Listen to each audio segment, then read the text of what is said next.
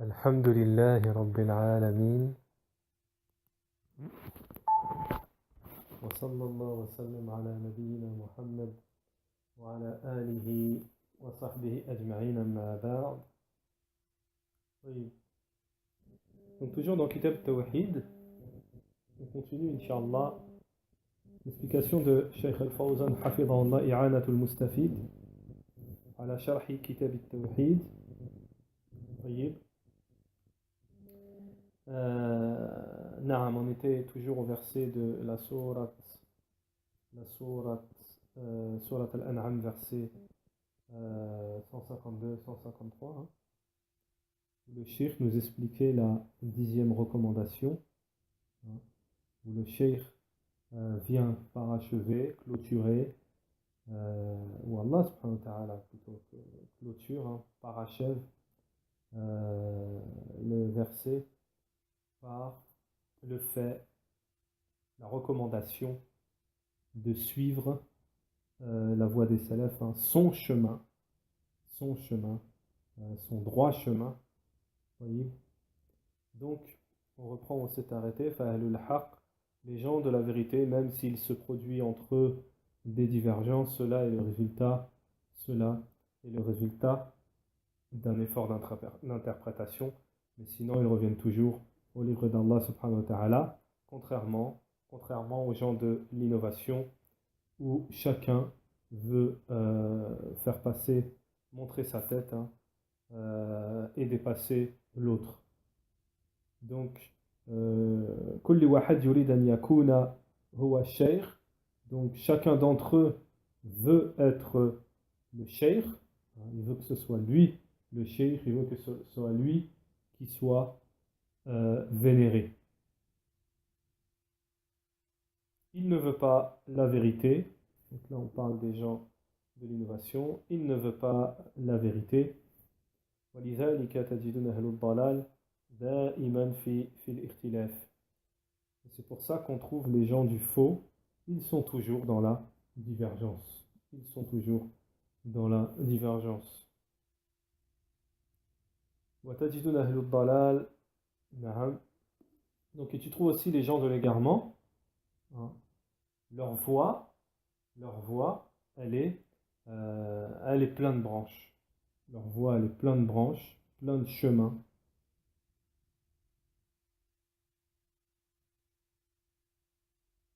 Et de partout, il en sort, hein, une nouvelle école, Madhab Jadid.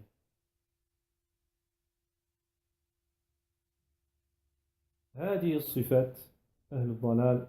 Donc ça, ce sont les caractéristiques, les particularités des gens de l'égarement.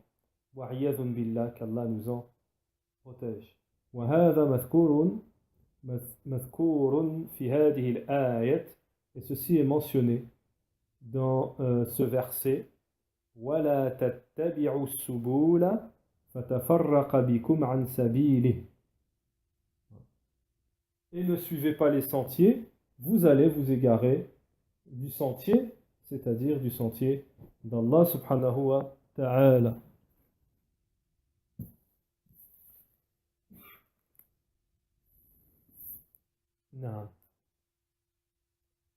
Et voilà mon chemin dans toute sa rectitude, suivez-le donc et ne suivez pas les sentiers qui vous écartent de sa voie.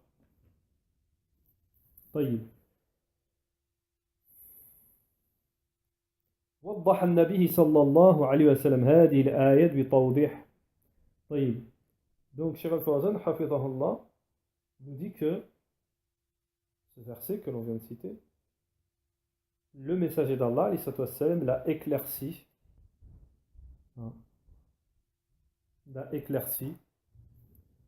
lorsque le messager d'Allah alayhi salatu wassalam a tracé, c'est dans un hadith, hein, a tracé un trait sur le sol. Lorsque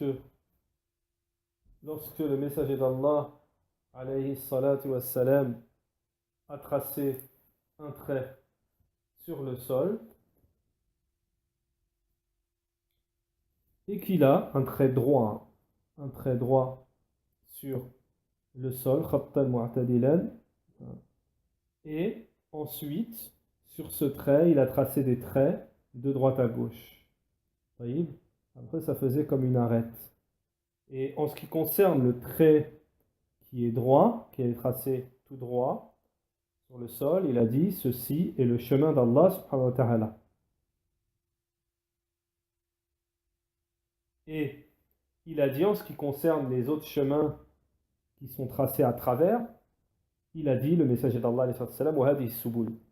Et ceux-ci sont des sentiers. Et sur chacun de ces sentiers, de ces chemins, hein, il y a un shaitan, un diable, qui appelle à lui-même. هذه السبل على كل سبيل منها الشيطان يدعو الناس إليه.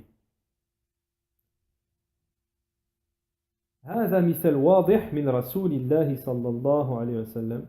Donc ceci est un exemple clair venant du messager d'Allah alayhi salatu wassalam لبيان الآيات الكريمة. Donc ceci est un exemple clair venant du messager alayhi salatu wassalam qui éclaircit ce noble verset. أن هذا صراط مستقيما فاتبعوه. Et ceci est mon chemin droit, suivez-le, ولا تتبعوا السبل, et ne suivez pas les sentiers qui vous écartent de sa voie. Ça c'est Surat Al-An'am, verset 153. وفي سنة الرسول الله صلى الله عليه وسلم يقول. Et dans la tradition prophétique, le messager d'Allah alayhi salatu wassalam nous a dit وَمَنْ يَعِشْ مِنْكُمْ فَسَيَارَ اخْتِلَافًا كَثِيرًا. Et celui qui vivra parmi vous verra de nombreuses divergences, désaccords. فَعَلَيْكُمْ بِسُنَّتِي وَسُنَّةُ الْخُلَفَاءِ الرَّاشِدِينَ. Et cramponnez-vous, accrochez-vous à ma sunna et à celle des califes bien guidés qui viendront après moi, min ba'di, des califes bien guidés après moi.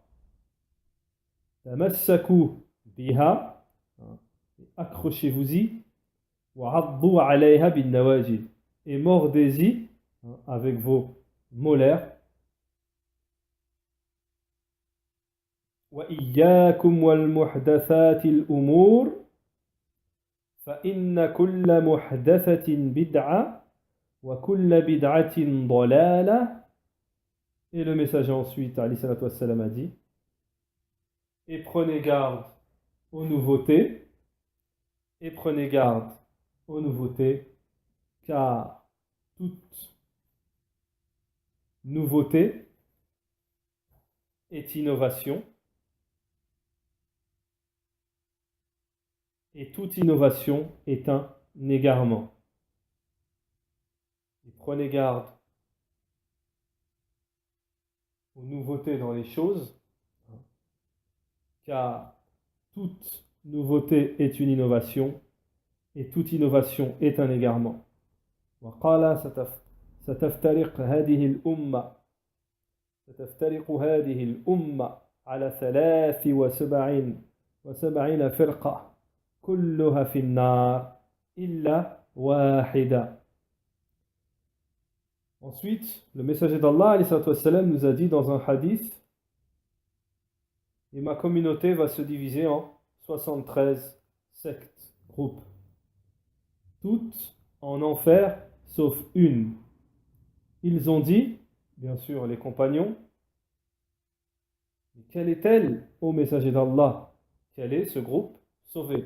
قال من كان على مثل ما أنا عليه وأصحابي.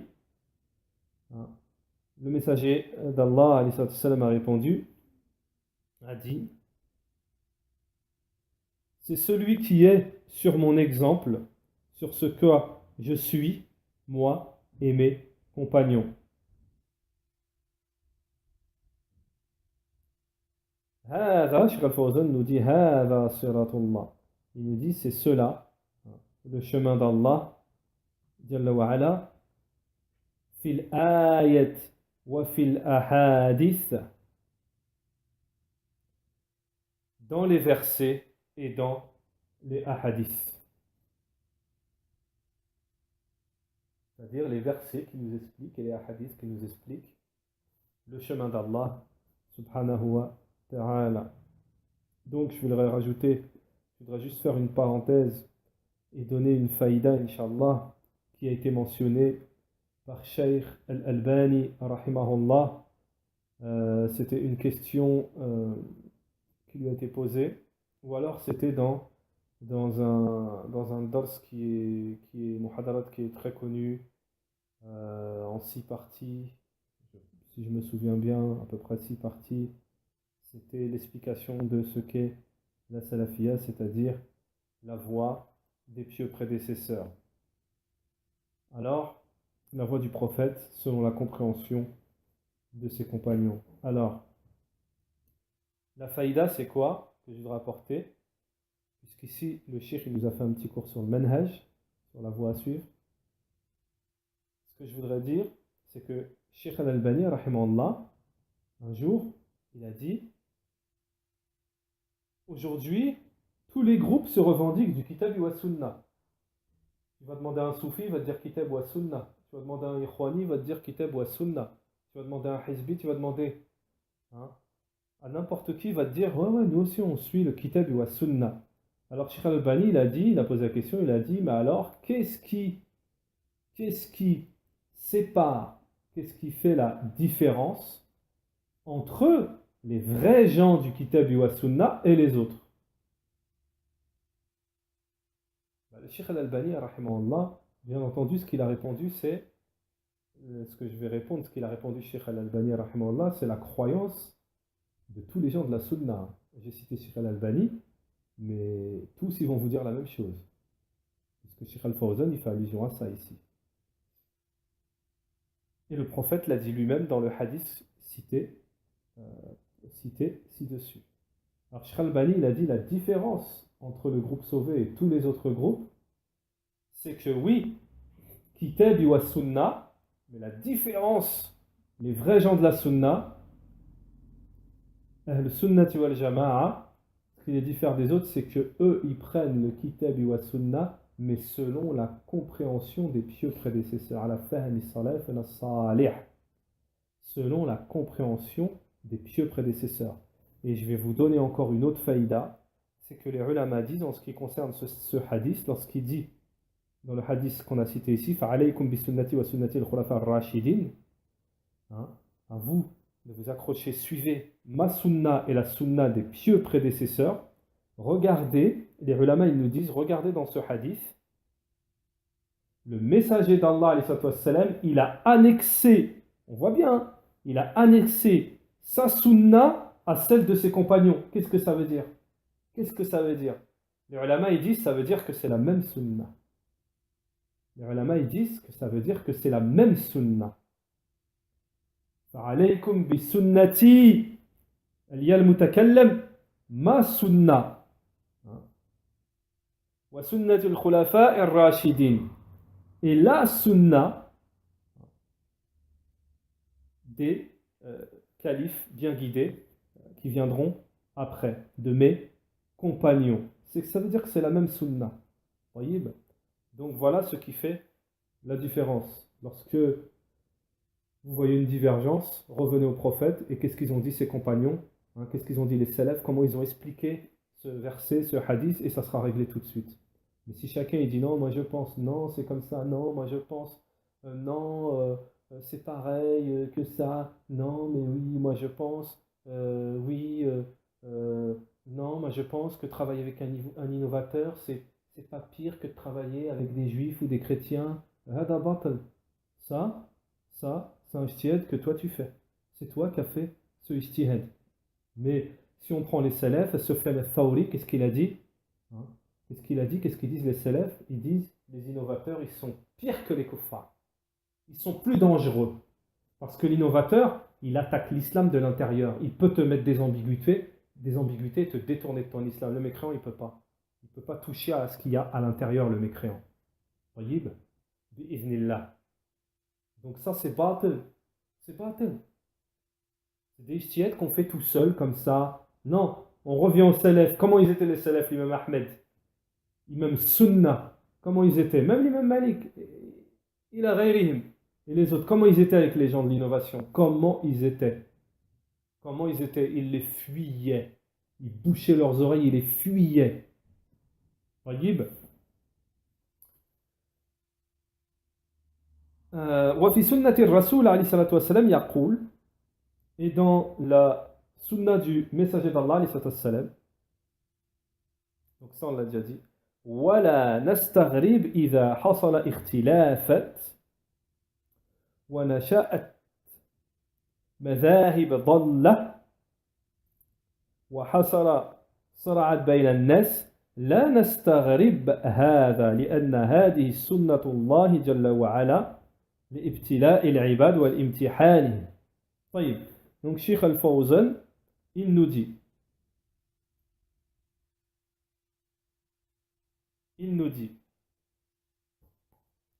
ne nous étonnons pas, il ne faut pas s'étonner lorsqu'il y a des divergences, lorsqu'il y a des divisions. Parce que là, les divergences, c'est plus dans le sens division. Et lorsque il y a des groupes égarés, ne nous étonnons pas, nous dit Shaykh Al-Fawzan, hafizahullah. Et qu'il se produit,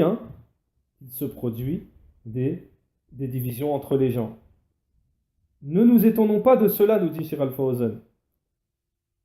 Car ceci est la tradition d'Allah subhanahu wa ta'ala. لأن هذه سنة الله جل وعلا.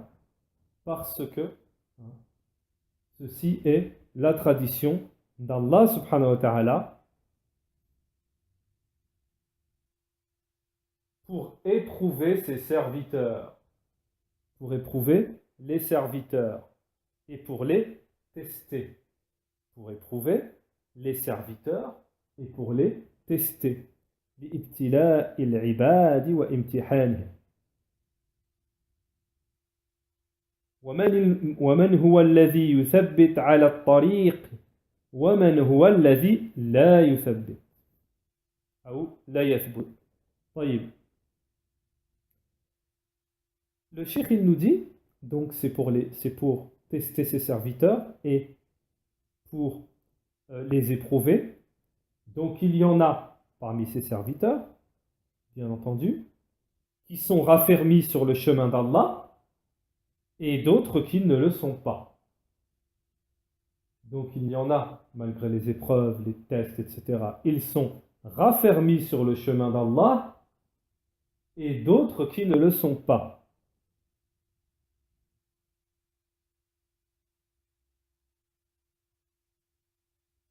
Alors à propos de ça, je voudrais citer une autre faïda très très très très très importante parce qu'aujourd'hui, je pense que beaucoup de gens sont touchés par cette ambiguïté malgré, sont touchés par cette ambiguïté puisque on le voit beaucoup dans les vidéos, dans les muhadarat, dans les interventions des gens qui sont ou des gens qui connaissent pas la voie des salafs ou des gens qui ne se réclament pas de la voie des salafs, se servir de ça pour essayer de, comment dirais-je, pour essayer de dénigrer la voie des salafs, ceux qui se réclament à la voie des salafs. Alors, en fait, il y a beaucoup de gens qui se réclament de la voie des salafs, que ce soit des ignorants, que ce soit des gens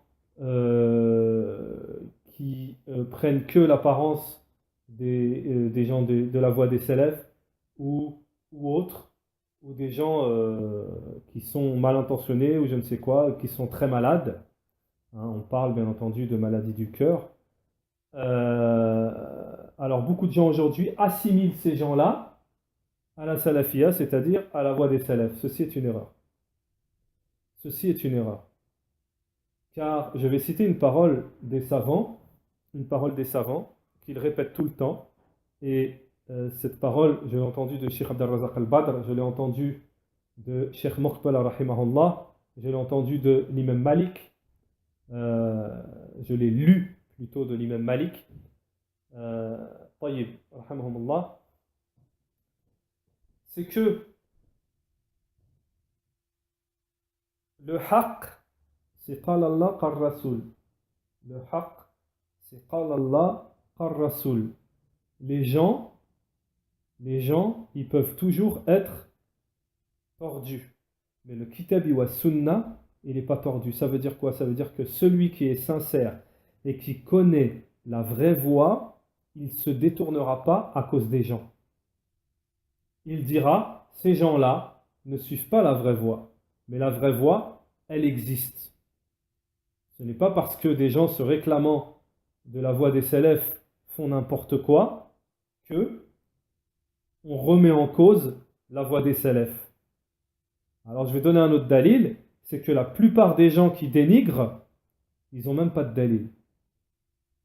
Et justement, les pauvres, masakin, c'est que la seule preuve qui n'est pas tangible et qui est fausse qu'ils ont trouvée, c'est regardez un tel ce qu'il a fait. Il se réclame de la voie des salafs, il a fait ça. Regardez un tel, c'est un salafi, il a fait ça. Regardez un tel, il dit qu'il suit Sheikh Al-Fawzan et Sheikh un tel et un tel, regardez ce qu'il a fait. Ils ont trouvé que ça. Mais la aqida, le dogme, l'unicité, il y a qui peut dire c'est pas vrai, c'est pas comme ça. Il y a qui fait une réplique, il n'y a personne. Il n'y a personne. Kitab Tawhid, il n'y a personne qui peut faire une réplique. Donc le haqq, il est clair, c'est pas les gens. Le haqq, c'est pas les gens. Le haqq, c'est qala Allah, qala Rasoul, qala Sahaba, wa qala al-ulama. Donc celui qui prend cette règle et qui la suit, Inch'Allah, il est bien, il ne sera pas, on pourra lui faire tous les coups. Il se dira, vous ne suivez pas la vérité. Lorsque vous m'avez fait ce coup-là, en vérité, vous n'étiez pas dans la vérité. Mais la vérité, elle est là, elle est bien et elle existe. Elle existe. Ihdina sirat al-mustaqim. Sirat al-mustaqim, il existe. Ce n'est pas parce que des gens se réclamant, tu es testé. Il vient de le dire, Sheikh Al-Fawzan. Tu seras testé, tu suis vraiment la vraie voie. Eh bien, il y a des gens qui se réclament de la voie, ils vont te faire des coups, ils vont te voler de l'argent, ils vont te frapper, ils vont te faire ça, ils vont te faire ça. Toi, tu ne devras pas dire que remettre la voie en cause si tu es persuadé que cette voie, c'est la vérité. Voilà. Ensuite, le cheikh il nous dit والنبي صلى الله عليه وسلم عندما حضرته الوفاة أراد أن يكتب كتابا لأصحابه. Donc Cheikh Al-Fawzan il nous dit ensuite, lorsque le messager d'Allah sallallahu alayhi wa sallam, alayhi salatu wa salam,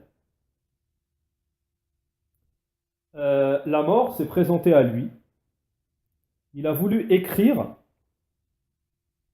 un livre, une recommandation pour ses compagnons. Lorsque la mort s'est présentée au messager d'Allah alayhi salatu wa salam, il a voulu écrire une recommandation pour ses compagnons. Kitaban, un livre. Yahad ilayhim fihi, où il a voulu les exhorter, mais malheureusement, il n'a pas pu le faire. Il n'a pas pu le faire. Watufi Rasulullah sallallahu alayhi wa sallam, donc le messager d'Allah alayhi wa sallam est mort, et walam yusa walam ya'had ilayhim, donc il n'a pas pu les exhorter, et il n'a pas pu leur faire cette recommandation, et il n'a pas pu pactiser avec eux. Fata'assafa ba'dhum, donc certains parmi eux ont été tristes, certains parmi eux ont été tristes de cela. C'est alors que فابن مسعود رضي الله عنه يقول c'est alors que Ibn Mas'ud رضي الله عنه, un des grands compagnons, leur a dit لستم بحاجة إلى كتاب يكتب الرسول عليه الصلاة والسلام لأن عندكم القرآن. Vous n'êtes pas dans le besoin, vous n'avez pas besoin que le messager d'Allah alayhi salatu wassalam vous écrive une exhortation, une des recommandations, vous écrive. Vous avez avec vous le Coran, vous avez avec vous le livre d'Allah subhanahu wa ta'ala, vous avez avec vous le Coran.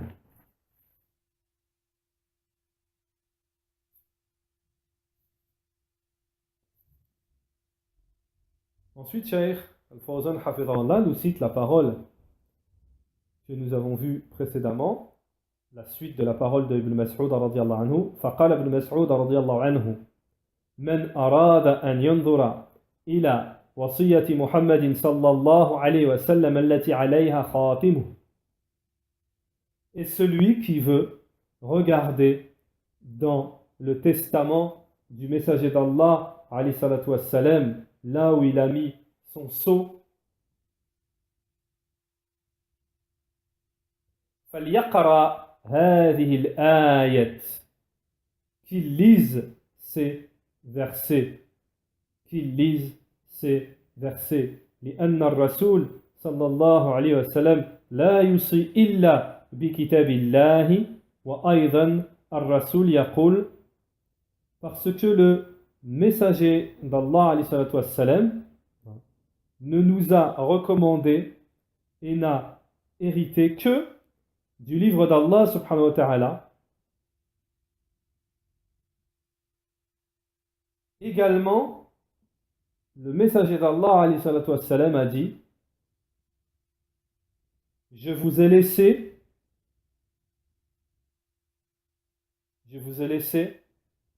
deux choses.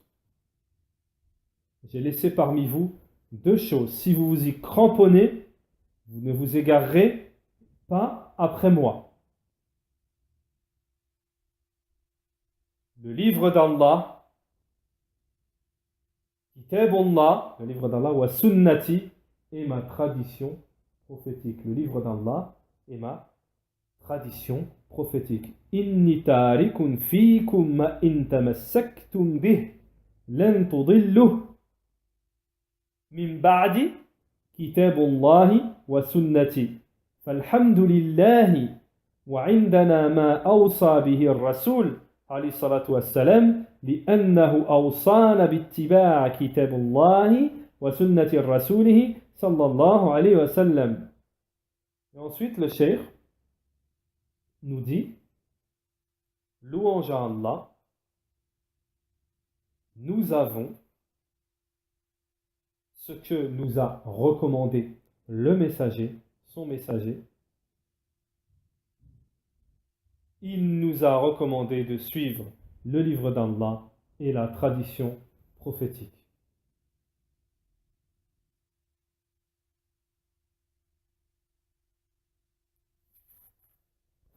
Nous continuons avec la parole de l'auteur Cheikh Mohammed ibn Abd al-Wahhab rahimahullah. Nous continuons dans l'épître, dans al-matn an, c'est-à-dire après les versets, le cheikh mentionne un hadith, toujours dans le contexte du tawhid, de l'unicité. An Mu'adh ibn Jabal radiyallahu anhu قال كنت رديف النبي صلى الله عليه وسلم على حمار فقال لي يا معاذ أتدري ما حق الله على العباد وما حق العباد على الله؟ قلت الله ورسوله أعلم. قال حق الله على العباد أن يعبده ولا يشرك به شيئا وحق العباد على الله أن لا يعذب من لا يشرك به شيئا. قلت أفلا أبشر الناس قال لا تبشرهم فيتكلوا أخرجه في الصحيحين. طيب. Donc, Mu'adh ibn Jabal, radiallahu anhu, a dit j'étais derrière Radif. Radif, c'est lorsqu'on est sur une monture derrière quelqu'un d'autre. Donc, j'étais sur une monture avec le messager sur un âne, derrière le messager d'Allah, alayhi salatu wassalam, lorsque le messager d'Allah, alayhi salatu wassalam, s'adressa à moi et me dit Ô Mu'adh, connais-tu le droit d'Allah sur ses serviteurs et le droit des serviteurs sur Allah? Point d'interrogation. Je répondis Allah et son messager sont plus connaisseurs. Il répondit, le messager d'Allah répondit à Mu'adh ibn Jabal radiyallahu anhu, le droit d'Allah sur ses serviteurs, c'est qu'il l'adore et ne lui associe rien, quoi que ce soit. Et le droit des serviteurs sur Allah, c'est qu'il ne les torture pas, tant qu'il ne lui associe pas, tant qu'il ne lui associe quoi que ce soit. Mu'adh ibn Jabal répondit, il dit, n'informerai-je pas les gens de la bonne nouvelle? N'informerai-je pas les gens de cette bonne nouvelle? Le messager d'Allah répondit, ne les informe pas, ne leur donne pas la nouvelle, sinon ils vont de crainte qu'ils se reposent sur cela. De crainte qu'ils se reposent sur cela. Donc, ce hadith a été rapporté dans les deux recueils authentiques. Bukhari wa Muslim.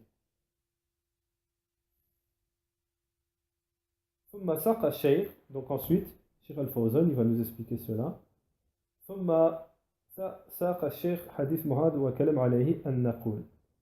Puis l'auteur, Cheikh Al-Islam et Mohammed ibn Abdel Wahhab, nous a apporté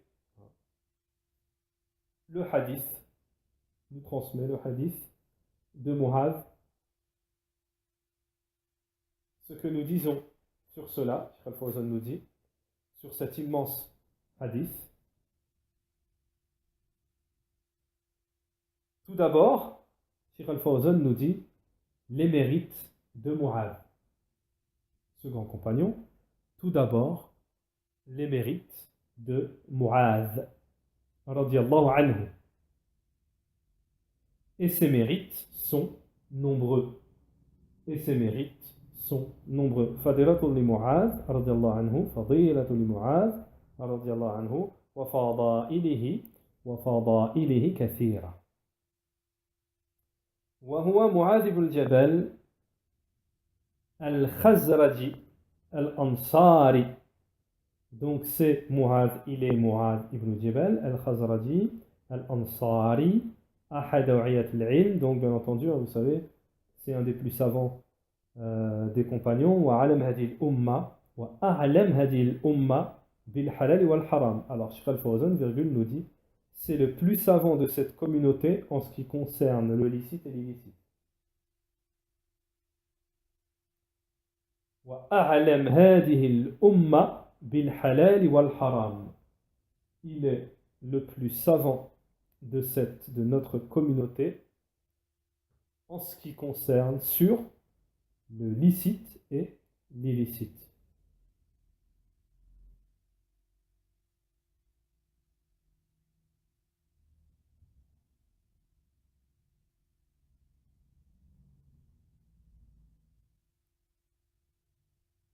Le messager d'Allah, alayhi salatu wassalam, en a fait un juge et un enseignant lorsque il a ouvert la Mecque.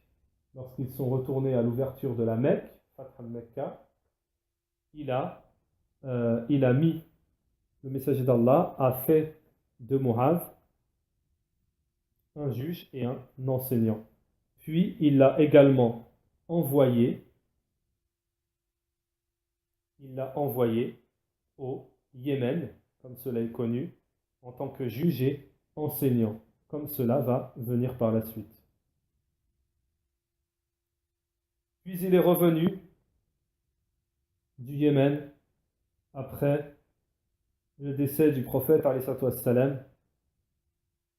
Puis Omar radiallahu anhu l'envoya au Shem. Le Shem, c'est la Syrie, tout ça. Syrie, Jordanie, tout ça par là-bas. Également, Omar l'a envoyé au Shem en tant que juge et enseignant. Et il est décédé là-bas, radiallahu ta'ala anhu.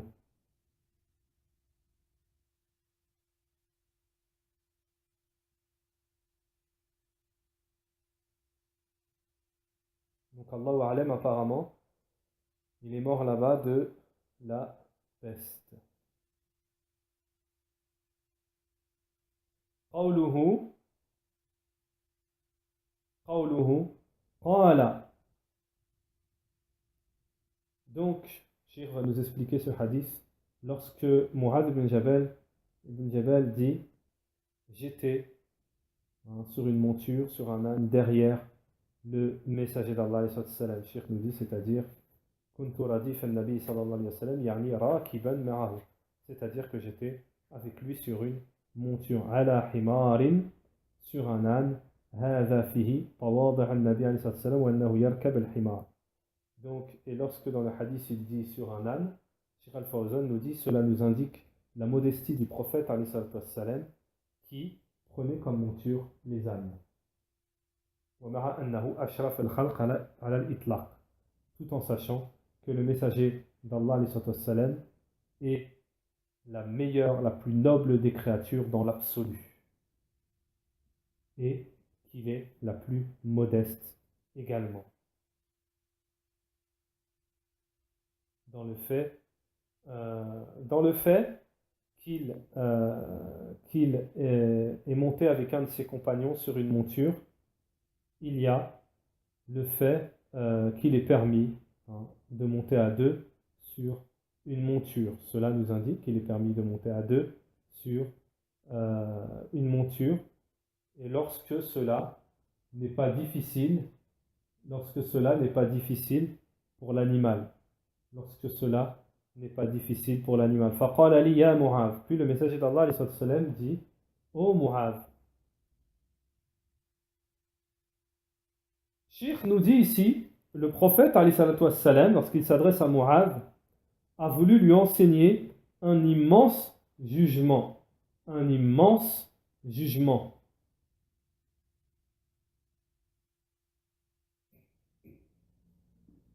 Mais ici, le cheikh nous dit que le messager d'Allah salam, a voulu lui enseigner ce jugement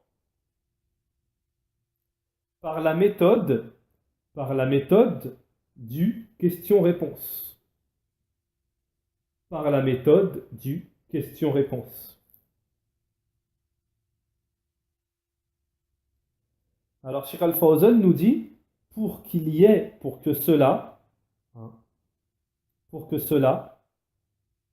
lui fasse plus, donne à plus de le fait de prêter attention.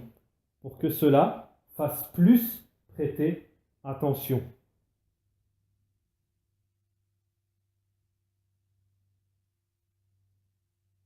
Alors, regardez ce que nous dit Cheikh Al-Fawzan. فإن التعليم عن طريق السؤال والجواب من أعظم الطريق الناجحة في تعليم العلم. Certainement, Cheikh nous dit, l'enseignement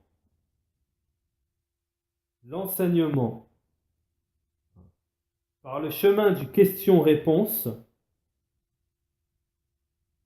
est le chemin le plus immense qui donne des résultats dans l'enseignement. L'enseignement par le chemin du question-réponse est le plus immense chemin qui donne des résultats dans l'enseignement de la science.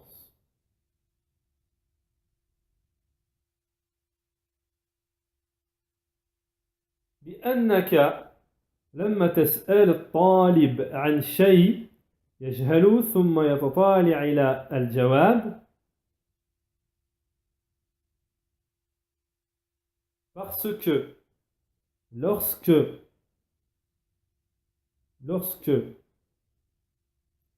l'étudiant te questionne sur quelque chose, puis il est ignorant, puis on lui donne la réponse, c'est mieux, c'est-à-dire le question-réponse comme ça, de cette manière-là, c'est mieux, c'est plus dans l'excellence que de lui donner dès le début la réponse. Car cela ne lui fait pas prêter attention et ne le prépare pas à recevoir la réponse. Car cela ne lui fait pas prêter attention et ne l'aide pas à recevoir, et ne le prépare pas à recevoir la réponse.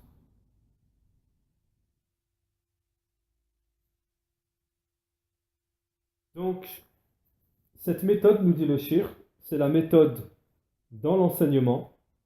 Cette méthode d'enseignement, nous dit Cheikh Al-Fawzan, c'est la méthode prophétique. Cette méthode d'enseignement, c'est la méthode prophétique.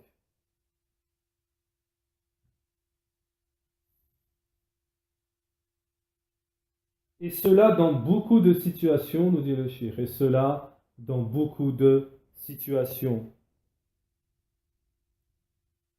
أتدري ما حق الله على العباد وما حق العباد على الله؟ هذه مسألة عظيمة. Dans le hadith, la parole du prophète, la question: connais-tu le droit d'Allah sur ses serviteurs et le droit des serviteurs sur Allah? Ceci est une question immense. Ceci est une question immense. قال معاذ. Donc Mu'adh radiyallahu anhu a dit, il a répondu: Allah wa rasulihi a'lam. Allah et son messager sont plus savants. هذا فيه تأدي بالطالب العلم في أنه إذا سئل عن شيء وهو لا يعرفه أن يقول. Donc la réponse de Mu'adh ibn Jabal, Cheikh Al-Fawzan nous dit, il y a ici l'éducation de l'étudiant en sciences qui, lorsqu'il est questionné sur quelque chose et qu'il ne connaît pas, il est ignorant, qu'il ne connaît pas la réponse, de répondre, il répond: Allah Ta'ala et son messager sont plus savants. Il n'entre pas dans quoi que ce soit, il ne s'avance pas dans quoi que ce soit, puisqu'il ne connaît pas. Mais il appuie sa connaissance sur celui qui connaît, sur son enseignant. Donc cela également, nous dit Cheikh Al-Fawzan, c'est une méthode d'enseignement qui donne des résultats. C'est que الإنسان إذا سئل عن العلم لا يعلمه أو عن مسألة وهو لا يعرفه. C'est que la personne, lorsqu'il est questionné sur une connaissance dont il n'a pas ou une question qu'il ne connaît pas, il ne s'avance pas, il ne dit pas je ne sais pas, mais il dit لا يقول لا أدري بل يقول لا أدري أو يقول. Il ne s'avance pas, mais il dit plutôt Allahu a'lam. Il peut dire aussi la adri.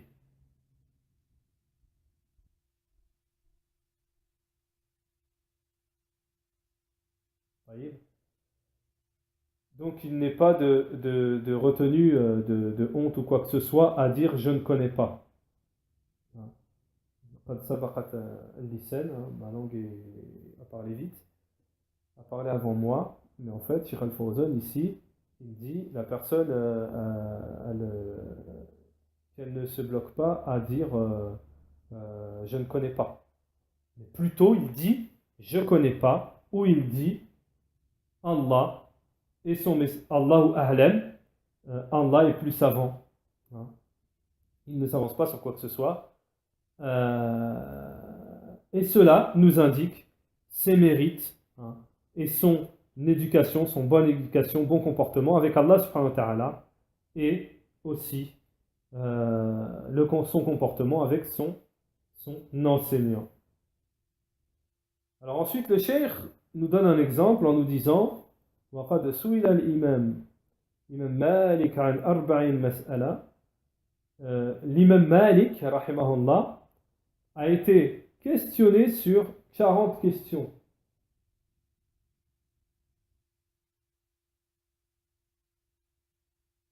Il a répondu à 4 questions. Parmi ces questions, il a répondu à 4 questions.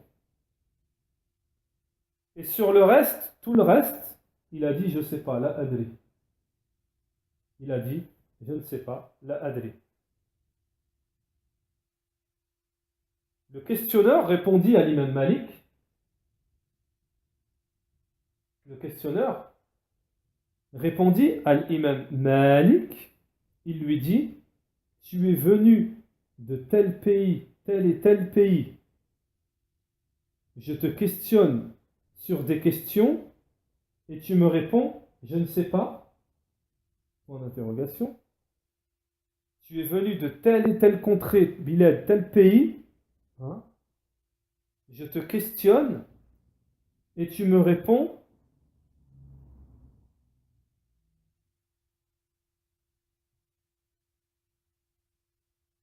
Afwan, je suis venu de telle contrée et telle contrée. Désolé. Je suis venu de telle contrée et de tel et tel pays. Je te questionne et tu me réponds je ne sais pas. C'est la personne, hein, celui qui pose la question à Imam Malik. Il dit je suis venu de tel et tel endroit, c'est-à-dire de loin. Je te questionne et tu me dis je ne sais pas. L'imam Malik lui répondit, remonte sur ta monture, reprends ton voyage, repars dans le pays d'où tu viens,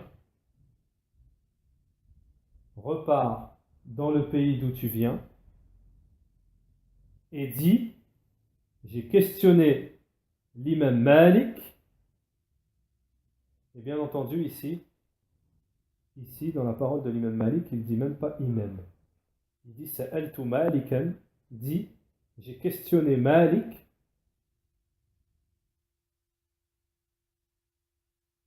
et il m'a dit je ne sais pas. Et il m'a dit je ne sais pas. Cheikh Al-Fawzan nous dit c'est cela le comportement l'éducation des savants. Cheikh Al-Fawzan dit après cette parole, point, c'est cela le comportement, l'éducation des savants. وهذا معاذ رضي الله عنه يقول للنبي صلى الله عليه وسلم الله ورسوله أعلم ففي هذا رد العلم رد العلم إلى عالمه وعدم تدخل الإنسان في شيء وهو لا يدري عن حكمه.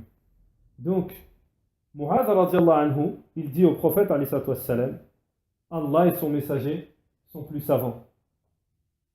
Dans cela, Cheikh Al-Fawzan nous dit, il y a le fait de faire revenir la connaissance à celui qui est plus savant. Dans cela, nous tirons de cela le fait de faire revenir la connaissance à celui qui est plus savant. et de ne pas s'avancer soi-même dans quoi que ce soit. Et de ne pas s'avancer et de ne pas s'avancer, la personne ne s'avance pas elle-même dans quoi que ce soit. Ce n'est pas fini. Dans quoi que ce soit dont elle ne connaît pas le jugement. Et la personne ne s'avance pas elle-même dans quoi que ce soit dont elle ne connaît pas le jugement. Wallahu ta'ala yaqul.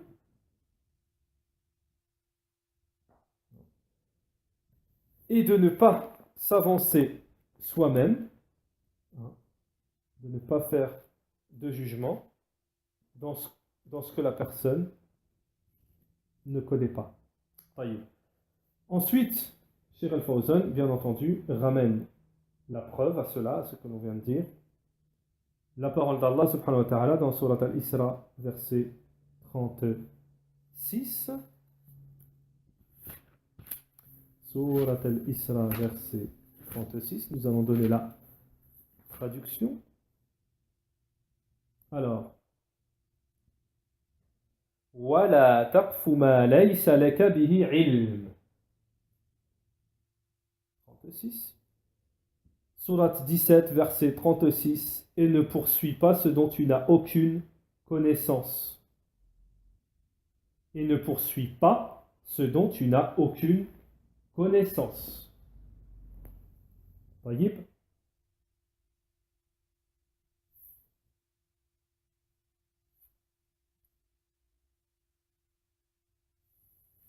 Et bien entendu, il y a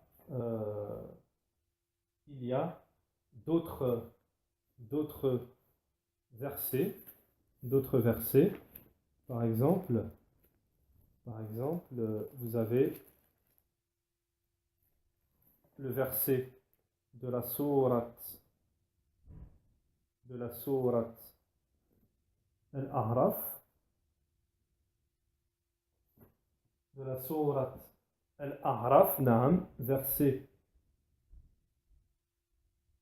verset 33. Et qui est plus injuste que celui qui profère des mensonges sur Allah et qui égare les gens, tout en n'ayant pas de connaissance. Et certes, Allah ne guide pas les peuples injustes. Les peuples injustes.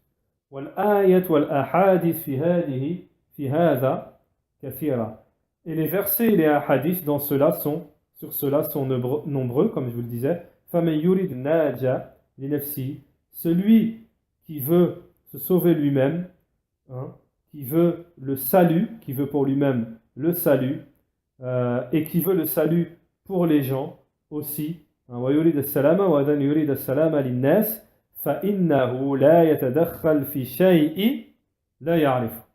C'est qu'il n'entre pas, il ne s'avance pas, il n'entre pas dans ce qu'il ne connaît pas. Parce que à partir du moment où s'il s'avance lui-même, il avancera, il s'avance lui-même, il fera avancer les gens avec lui, les autres avec lui. Et si il répond en se trompant, il va égarer les gens. Ceci est une question immense, nous dit Cheikh Al-Fawzan. Et nous devons comprendre cela. Cheikh Al-Fawzan, il nous dit, nous devons comprendre, raisonner sur cette affaire.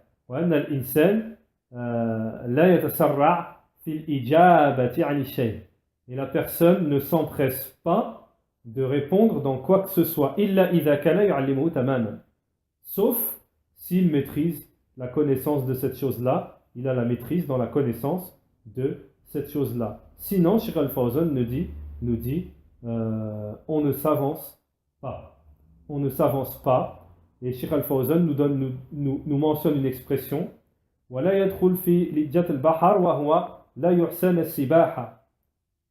traduction approximative, en gros, le Cheikh nous dit on n'entre pas dans l'océan